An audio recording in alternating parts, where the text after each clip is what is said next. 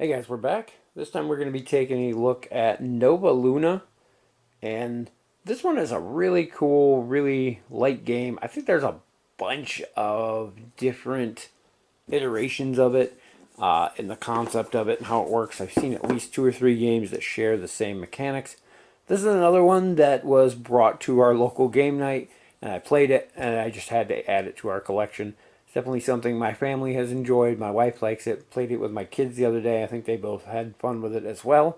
So we're definitely keeping this one around, and I'm glad I picked it up. But we're going to get in and take a look. There isn't a whole lot to it, but it's a fun game in a little box.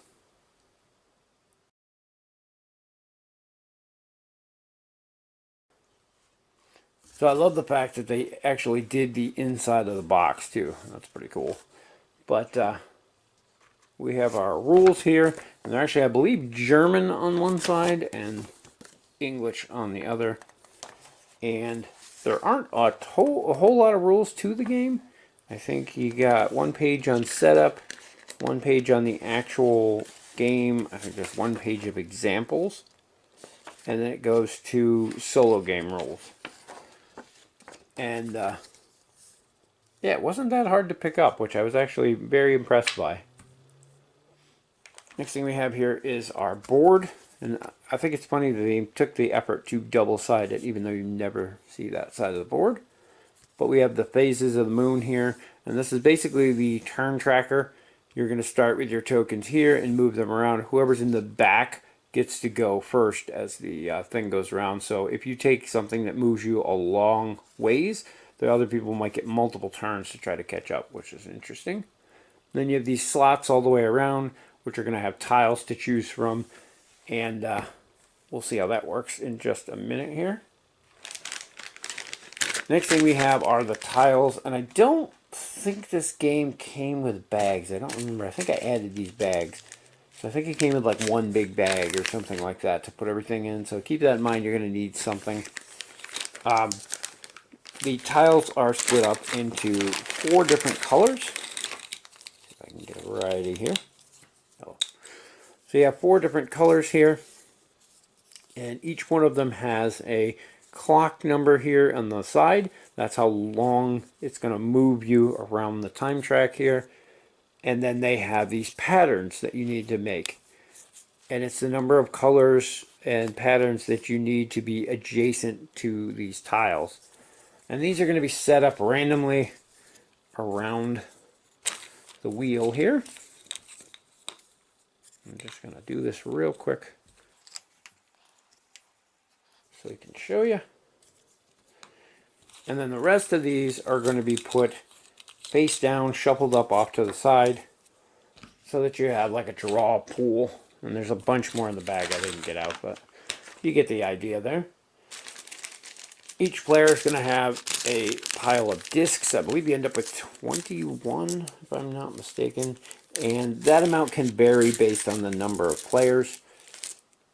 But you're going to have your discs here, one of which goes on the time track here.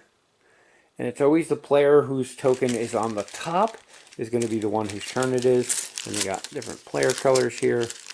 I like that they avoided the typical red, green, things like that. The ones that people confuse, blue and purple. So they went with very stark different colors. You have white, black, blue, and orange. So I really like that aspect, that they took that into consideration for anybody who has colorblind issues. And then lastly, we have this little 3D moon token, which goes up here. And then on your turn, you're going to choose between the first 3 tiles that are available here. So you say you want this one, you're going to take that tile, you're going to move the moon to there. You look at it, we have a 3, so we're going to move our token 1, 2, 3. Now there'll be other players here in an actual game. And then you place this tile in front of you.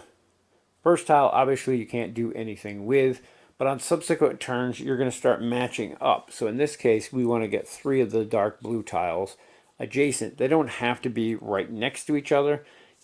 You can have one here. This is going to be really hard to show on camera. And then another one here, this still counts as two. They kind of chain together. So that's something to keep in mind, and that's probably the most complicated thing of this. Or you have like this here is one of each. Well, in that case, you need a yellow adjacent, a teal, a red, and a blue. And you'd have to keep them adjacent to this in order to score that. When you do get to a point where you can score something, you're going to put a one of your markers over top of it to signify that it's been scored. The point is to get rid of your entire pile of tokens. And on each player's turn, they're going to choose one. So this person will take that one. It moves to there. They would move up two, and so on. The last person in the order, or the person on top, if there's a tie, would keep going. And eventually, you're going to get to a point where there are no, because you always pick the next three. So eventually, you're going to get to a point where there aren't any choices left. Like here, you have a gap, so it would be this one, or this one. So they take that, go here, they take that. Just doing this quick to get an example going here. So we're going to take this one, and we go there. So now you have this choice, and of course you'd be moving around the board as that was happening.